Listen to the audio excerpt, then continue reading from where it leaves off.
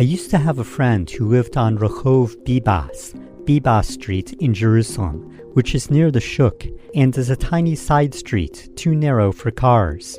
It's a quaint old historic area, named after the famous Rabbi Judah Bibas.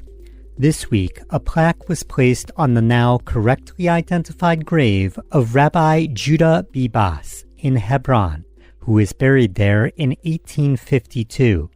It was only recently determined that this unmarked tombstone was that of the rabbi whose teachings became influential on later leaders. We'll get to the fascinating story of how a 93-year-old Hebron native helped dig through the old photographs to verify his memories of the unmarked grave he visited as a child. In recent years, there has been a growing interest in the story of Rabbi Bibas. In 2022, the President of Israel, Isaac Herzog, honored him at a special event. The President stated, "We are pleased to hold a special event in memory of Rabbi Yehuda Bibas, who was one of the forerunners of Zionism. The story of Rabbi Bibas is also the story of the Jewish infrastructure at the core of Zionism. His immense historical contribution has not received significant recognition, and we are very happy about the correction here today." Judah Bibas was born in Gibraltar to a Sephardic family in 1798. On his mother's side, he was related to the famous Rabbi Chaim ibn Attar of Morocco, author of the book Or HaChaim. He moved to Italy and was trained as a rabbi and earned a doctorate. He headed a yeshiva and met with Sir Moses Montefiore, the famous British Jewish philanthropist. He then became rabbi of the island of Corfu, now part of Greece, which had a significant Jewish population. The Jews of Corfu used to cultivate etrog trees and export etrog fruit for the holiday of Sukkot around the world. For the next several decades, Rabbi Bibas led the community and amassed a dedicated following. He hosted rabbis from the land of Israel and from around the world and was considered a pious sage. Among his teachings were the importance of the land of Israel. Here's an example. Why are we living in the exile, going from city to city looking for our livelihood? Did not the Torah say that Israel is a land that God constantly oversees, a land in which you will not eat bread in poverty? Is it not a land that lacks nothing? Every time we eat, we give thanks to God for the good land that He has granted us. In 1839, he embarked on a visit to Turkey, Romania, Prague, Frankfurt, and Salonika. During his travels, he was approached by Andrew Bonner, a Scottish minister. The following is from a narrative of a mission of inquiry to the Jews from the Church of Scotland in 1839. In this book, Bonner describes first hearing of the rabbi from another Jewish man and becoming quite curious. He told us much about Rabbi Bibas from Corfu, whom he called a grand rabbi, who later passed through Ibralia on his way to Bucharest, traveling to seek the reformation of his brethren, and who had preached to the Jews here. This rabbi had left a deep impression upon the Jews here and elsewhere.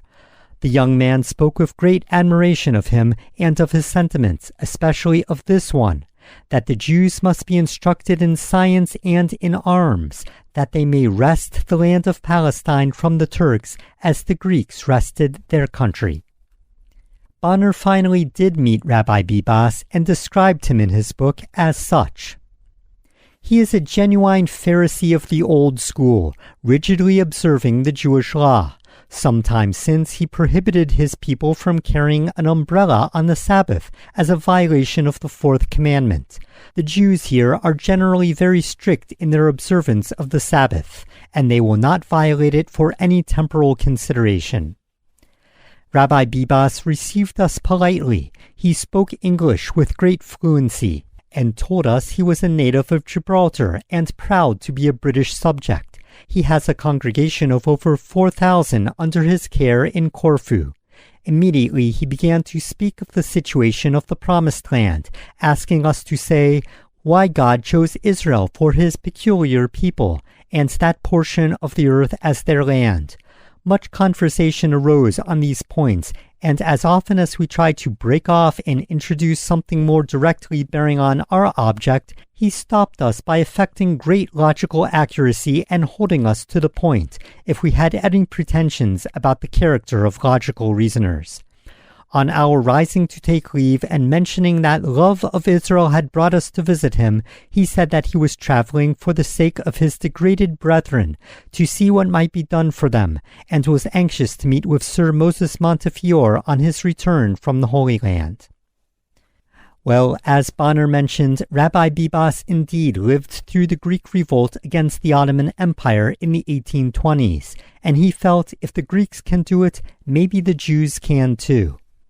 When he spoke of tshuva, he did not mean just repentance, but a physical return to the land of Israel, and not waiting for the Mashiach to come first. He was quoted as saying, "The Chalukah support funds to the Holy Land should be canceled, and the Jews should work, and even, if necessary, wield a bayonet." He became a mentor to the young Rabbi Yehuda Alkalai, who years later authored several booklets urging Jewish people to move to Israel. Rabbi Alkalai established the Society for the Settlement of Eretz Yisrael, and said that one day, when the Jews return to the land of Israel, they won't be called Sephardic or Ashkenazic, but would be called Israelis. Yes, it was Rabbi Alkalai that first came up with the term Israeli. In 1851, the wife of Rabbi Bibas passed away, and he finally made the move to Israel alone, in his 60s. It is believed that his 2 sons preceded him in death. Upon arriving in Israel, he was greeted by well-wishers and students. He moved to Hebron and was appointed the head of the Magen Avot Foundation. He established a yeshiva and moved his massive collection of rare books and manuscripts there.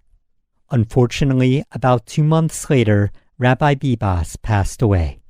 The sages of Hebron wrote that his death was almost like a kiss, for while he was lecturing and uttering a verse of the Bible, he fainted. He was buried in the ancient Jewish cemetery of Hebron next to many other famous sages dating back to the Middle Ages. The Jewish community used to hold a memorial for him every year on Yom Kippur. Then, in 1929, the Hebron massacre took place.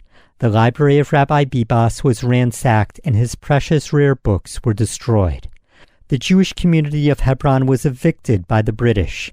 They attempted to rebuild the community several years later, but when rioting broke out in the mid-1930s, the British again removed the community. Jews were finally able to return to Hebron after the Six-Day War in 1967. And there they found the cemetery desecrated, tombstones uprooted, parts were plowed over and used to plant vegetables. The rabbinical section of the cemetery was mostly intact. Part of this was because during that time the tombstones were large, heavy rocks. The other tradition was not to engrave names on the tombstones. Throughout the generations, people just simply knew who was buried where. That made it much more difficult to try and piece together when the cemetery was repaired. Some of the graves could be identified, but until now, that of Rabbi Yehuda Bibas was a mystery. And that brings us up to this month, and a 93-year-old man named Yosef Ezra. Born in Hebron to Yaakov Ezra and Sarah Bibas, Yosef assisted his father in his dairy, located in Hebron even after the second expulsion from the city. They were the last Jews to live in Hebron. Recently, new photos were taken of the cemetery both from the ground and from the air. They were compared to the old black and white photos and shown to Yosef Ezra, who remembered visiting the cemetery as a child. And finally, a conclusion was reached and the unmarked grave was correctly identified. This week, a ceremony was held to place a plaque on the grave. Honored for this task was the mayor of the city of Modin, named Chaim Bibas. There is much more to be told about the history of Hebron, the precursors to Zionism, and the extended Bibas family of today. But that is a story for another time. This has been a moment in Jewish history. My name is Ben Bresky, and for questions and comments, you can visit benbresky.substack.com, where you can subscribe and donate. Thank you to all the listeners, and Shalom.